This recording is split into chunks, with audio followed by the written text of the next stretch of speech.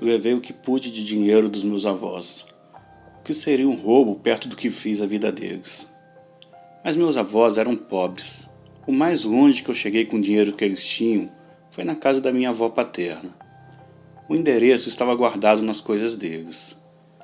Uma das crenças humanas quando se trata de nós é a de que nos transformamos sob a luz da lua cheia.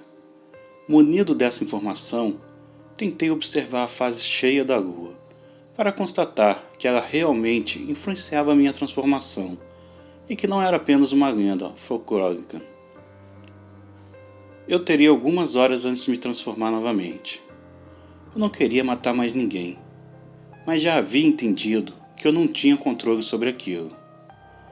Decidi esperar o final da fase cheia para encontrar a mulher. Fome eu não passaria, pois a cada ataque que eu cometia, enquanto humano, eu ficava saciado por dias. Perigo eu não corria, pois as noites eu passava caçando e os dias dormindo pelas estradas. Com o passar dos anos, eu aprendi a me despir antes da transformação, evitando assim chamar a atenção dos passantes, fosse pela sujeira de sangue das vítimas ou pelo estado dos trapos em que ficava. Mas no primeiro ano, eu não conseguia controlar a dor da transformação, e quando ela vinha, eu agonizava. Aquele ano para mim foi assim. Uma criança perdida, recém-transformada, incapaz de acreditar na própria desgraça do seu destino. Com o fim da lua cheia, ganhei a estrada e fui ver a minha avó. A notícia de que meus outros avós estavam mortos, para minha sorte, não havia chegado a ela. Eles não se comunicavam. O único elo que os unia era eu, e nenhuma das duas tinha o menor interesse em mim. Pelo menos era o que eu acreditava até aquele dia. Ao me ver, porém, a senhora correu muito surpresa para me receber. Secou no avental as mãos molhadas e abriu o portão da casa simples. Eu, que não esperava toda aquela educação, não soube como agir. Cresci em meio a uma frieza tão grande que quando as pessoas me ofereciam carinho, eu não sabia como retribuir. Era assim com os professores e alguns amigos da escola. Entrei mudo, apenas seguindo aquela mulher casa dentro.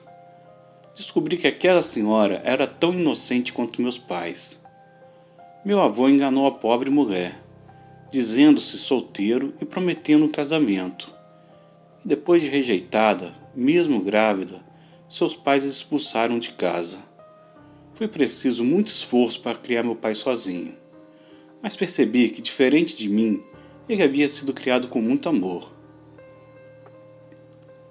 Sabendo que não oferecia riscos a ela, aceitei ficar por uns dias. Nunca saberei explicar o quanto aquela mulher fez por mim. Talvez mais em dias do que em minha família fez em 13 anos. Lamentei o fato de não ter sido criado por ela. Observei que era muito mais religiosa que meus avós maternos. Tudo ela colocava o Deus na frente.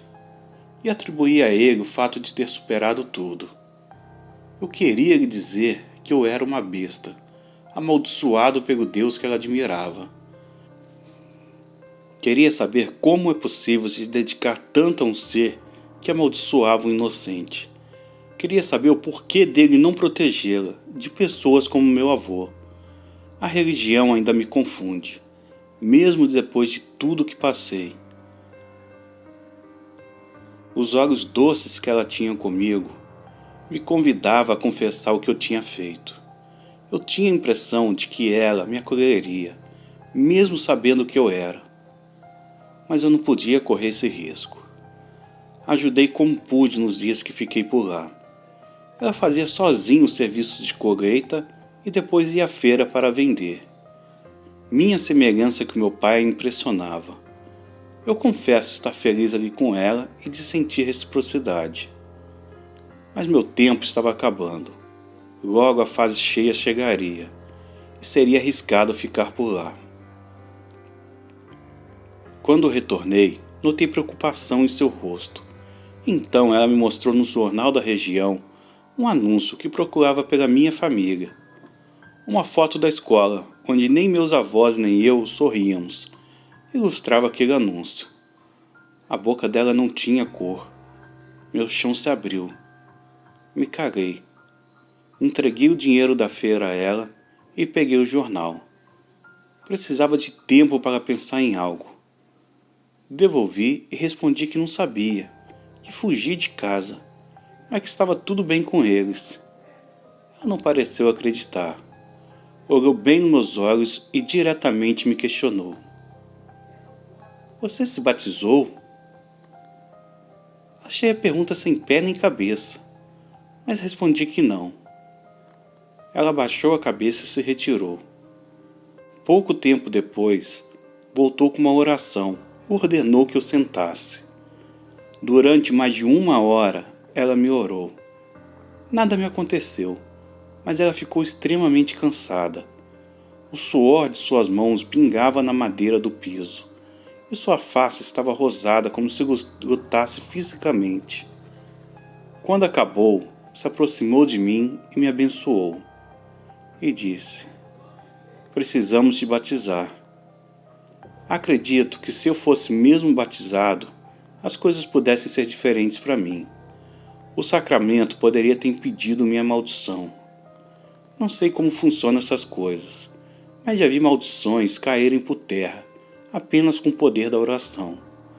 Eu realmente acreditei que eu tinha jeito, que eu pudesse merecer um perdão divino e me curar. Dia seguinte, um padre estava na casa dela me aguardando. Ali, sentado na cozinha, me encarando como se soubesse o que eu era. O padre me instruiu que eu me batizasse na capela o quanto antes. Não tinha nada a perder, então, para agradar a única pessoa que se preocupava comigo, eu me batizei. Desse dia em diante, morri o menino e nasci um homem, que em sua versão humana seria de um grande coração cristão, mas que em forma animal desconhecia a palavra misericórdia. Mas a lua cheia se aproximava e eu precisava sair dali. Resolvi me retirar para poupar minha avó e me escondi nas pedreiras que havia naquela cidade. Agonizei novamente e me transformei. Saí para caçar e caminhei como um cachorro na beira de estrada. Avistei um carro se aproximando e me preparei. Ataquei o carro, que diminuiu quando me viu, e tirei com uma pata só o motorista de dentro dele. O pavor nos olhos das pessoas me satisfazia e alimentava como um predador. Mas quando eu recobrava a consciência, aqueles olhos me atormentavam. Ao amanhecer, retornei transtornado, como sempre acontecia. Entrei na casa e me deparei com minha avó sentada à mesa. Parecia não ter dormido. Esperei perguntas simples, como por onde andei, ou frases de preocupações, mas o que ouvi foi como um soco no estômago. Você matou seus avós. A voz era fria, mansa, mas fria. Olhei sem saber o que dizer, e antes de responder qualquer coisa ela continuou. Eu sei o que você é. Levantou-se da cadeira e me puxou pela camisa, me jogando no chão. Você vai embora da minha casa e da minha cidade agora mesmo, e nunca mais vai colocar os pés aqui. Eu me senti um menino encurralado que sempre fora. Abaixei a cabeça e juntei as minhas coisas sem questionar. Deixei a casa sem saber para onde iria novamente, sem entender como ela sabia de tudo, simplesmente por eu ter dormido fora. Voltei para as pedreiras e me lamentei o dia inteiro por precisar deixá-la. Eu realmente tinha preço por aquela senhora. A noite chegara novamente, e do alto observei a cidade. Eu queria muito estar em casa agora, e não ali, prestes a me transformar novamente. O ritual da transformação demorou a acontecer, e eu percebi que estava ficando menos dolorosa a transição. Enquanto o lobo farejei algo que não identifiquei, e fui atrás. Haviam 2 barracas de acampamento nas pedreiras. Meus segundos dias transformado são menos furiosos que o primeiro, pois ainda digeri a vítima da noite anterior. Mesmo assim, estraçalhei uma das barracas com 3 pessoas dentro. Eram 2 moças e um rapaz, que ao me verem por pouco não desmaiaram. O rapaz me jogou álcool e em seguida um lampião que iluminava o lugar. As moças fugiram desesperadas na direção da outra barraca. O fogo espalhou em meu pelo e alastrou na minha pele. Uivei com toda a força de dor, mas mesmo em chamas, atravessei as vísceras do rapaz com minhas garras. Me debati para apagar o fogo e vi que todos da barraca vizinha fugiram pedreira abaixo. Meu instinto era caçar todo mundo, mas minha pele ardia em chamas. Rolei na grama como um cachorro velho, e o fogo não cessava. Uivei, baixinho de dor, e me deitei ao lado do corpo do rapaz. Nesse momento, senti meu corpo sendo coberto por uma lona. O movimento era de batidas, como que para apagar o fogo, mas doía na pele quando batia. Virei-me para atacar, mas não consegui. Acuado, desisti e desmaiei. Quando acordei, ao meu lado estava ela, minha avó paterna. Eu não tinha ímpeto para atacá-la. Eu sentia que minha pele havia derretido e os pelos colados nela. Minha avó sentou-se em minha frente e me observou nos olhos. Ela trazia um amuleto em uma das mãos e com a outra me rezou. Com as mãos para cima da minha cabeça, expulsou o que chamou de demônios e saiu de perto de mim.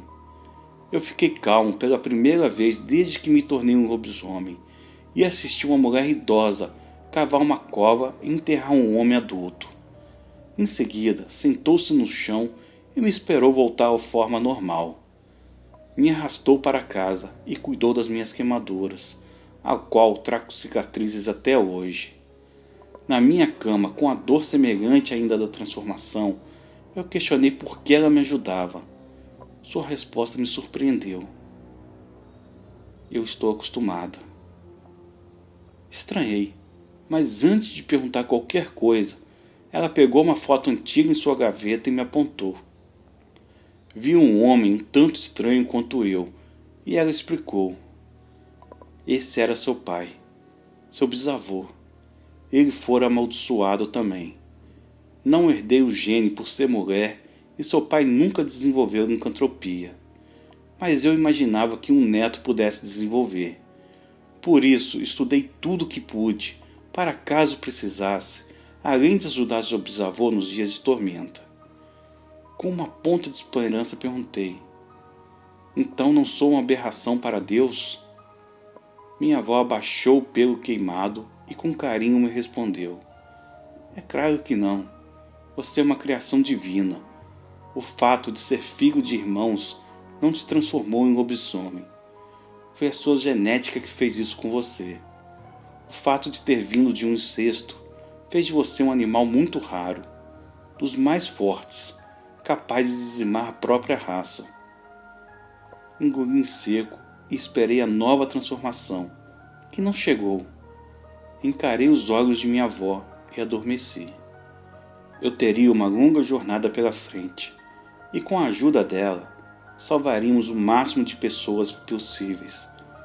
Mas antes, eu precisava parar de assassinar aqueles a quem eu deveria proteger. Eu não tinha a menor ideia de como faria isso.